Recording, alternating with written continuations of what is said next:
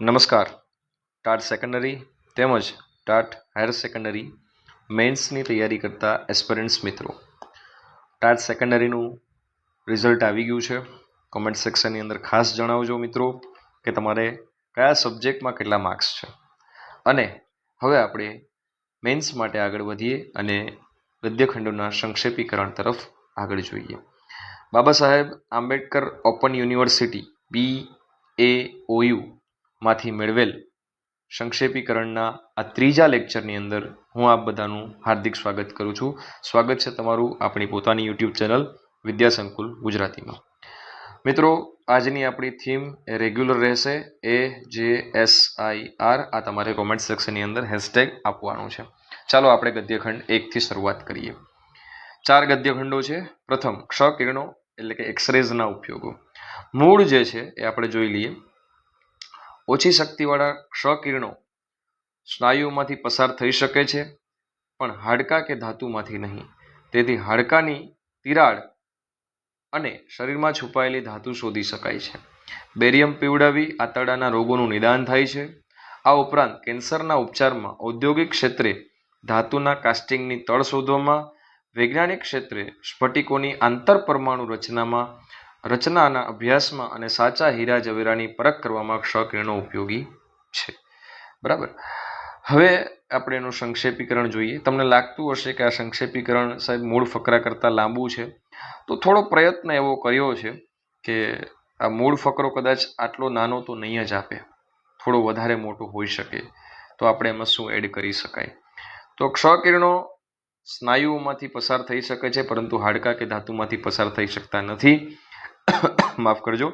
આ ગુણધર્મને કારણે તેનો ઉપયોગ તબીબી ક્ષેત્રે હાડકાની તિરાડ શોધવા માટે થાય છે, રોગોના નિદાન અને કેન્સરના ઉપચારમાં થાય છે.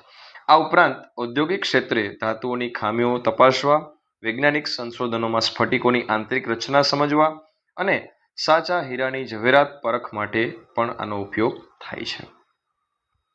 ગદ્યખંડ 2 છે. સંસારમાં આદર્શ કૌટુંબિક અને સામાજિક જીવન. સંસારમાં દરેક માણસ બીજા પાસે અનુકૂળ વર્તનની અપેક્ષા રાખે છે. સાથે સાથે અનુકૂળની જોડણી પણ જોઈ લેજો. પરંતુ પોતે નમતું જોખવા કે બદલવા તૈયાર થતો નથી. જગતનો નિયમ છે કે તમે જેવું આપશો તેવું જ પામશો. પતિ પત્નીને એકબીજાની મર્યાદાઓ સ્વીકારી પરસ્પર આદર આપી જીવવું જોઈએ.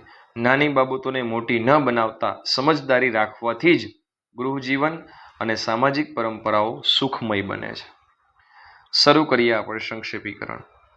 સુખી સામાજિક અને કૌટુંબિક જીવન માટે માત્ર અન્યો પાસેથી અનુકૂળતાની અપેક્ષા રાખવાને બદલે પોતે પણ સહિષ્ણુ બનવું જરૂરી છે. કારણ કે જગતમાં વ્યવહાર પ્રતિભાવ આધારિત હોય છે. પતિ પત્નીએ પોતાની મર્યાદાઓ સમજીને પરસ્પરના વિચારોનો આદર કરવો જોઈએ. નાની બાબતોને મોટું સ્વરૂપ આપવાને બદલે પરસ્પર સમજદારી અને ત્યાગની ભાવના રાખવાથી જ જીવનમાં શાંતિ અને સુખ જળવાઈ રહે છે. મિત્રો, સંક્ષેપીકરણમાં ખાસ યાદ રાખવાનું કે આપણે જે સારાંશ કરીએ છીએ, આપણે જે ગિસ્ટ કરીએ છીએ, સારાંશનો મતલબ થાય ગિસ્ટ, એમાં હાર્દ આવવો જોઈએ. નહીતર જનરલી ટાટ સેકન્ડરી માટે હું ખાસ બોલું છું, ઉપરથી એક લાઈન, વચ્ચેથી એક લાઈન, છેડેથી એક લાઈન, એવું નથી કરવાનું, નહીતર ફસાઈ જશો. બરાબર, એ ગોખેલું થઈ જશે.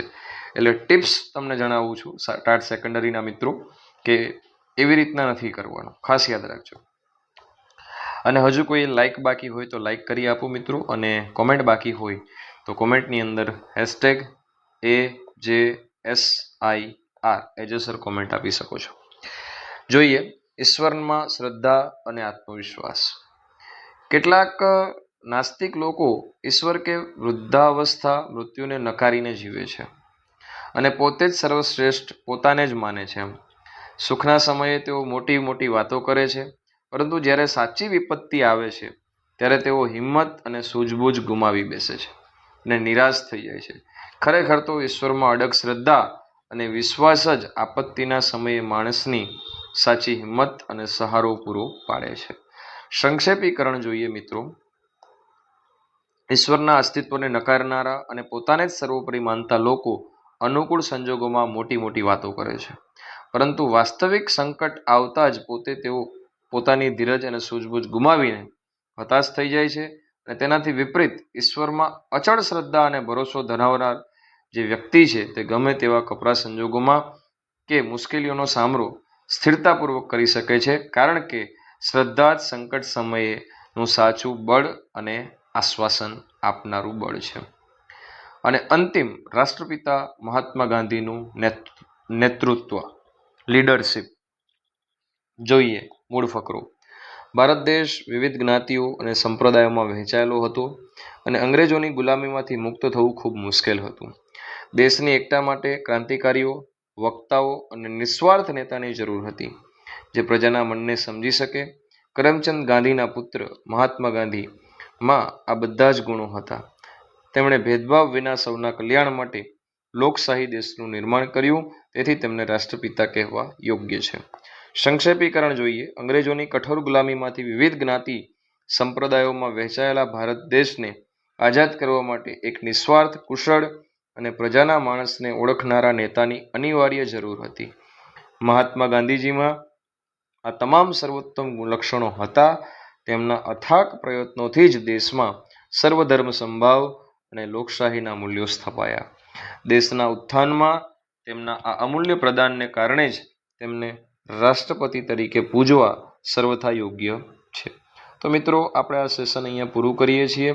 આની PDF 24 અવર્સ પછી, એટલે કે 24 કલાક પછી તમને આપણી વિદ્યાસંકુલ ગુજરાતી ઓફિશિયલ જે આપણી ટેલિગ્રામ ચેનલ છે ત્યાં તમને મળી જવાની છે. તો ત્યાંથી તમે ડાઉનલોડ કરી શકો છો. ચાલો હવે આપણે મળીએ આપણા નેક્સ્ટ સેશનમાં. અને સાથે સાથે તમને જણાવી દઉં કે ટાટ સેકન્ડરીના મિત્રો અને સાથે સાથે ટાટ હાયર સેકન્ડરીના મિત્રો, જો તમે કોઈ પર્ટિક્યુલર સબ્જેક્ટની મેથોડોલોજી એટલે કે પદ્ધતિ ઈચ્છતા હોય તો મિત્રો બલ્કની અંદર તમારે કોમેન્ટ્સ આપવી પડશે. મેં જોઉં છું કે ઘણા લોકો એકાદ કોમેન્ટ કરતા હોય કે સર અમારા સબ્જેક્ટ માટે લઈ આવો. જો ઇંગ્લિશ સબ્જેક્ટની કોમેન્ટ્સ ઘણી બધી હતી તો આપણે ઇંગ્લિશ સબ્જેક્ટ માટે મેથોડોલોજી લઈ આવ્યા છે, બરાબર. કોમન પદ્ધતિ લાવ્યા છે. ગણિત વિજ્ઞાન પ્રવાહ માટે પણ લાવી ચૂક્યા છે. એટલે બલ્કની અંદર જો કોમેન્ટ્સ હોય કોઈ સબ્જેક્ટની, મેક્સિમમ કોમેન્ટ્સ, તો આપણે લાવવું શક્ય બનતું હોય. એનું કારણ છે કે વ્યૂઝ એટલા મળે તો જ બેટા વિડીયો બનાવવું પોસિબલ થતો હોય છે.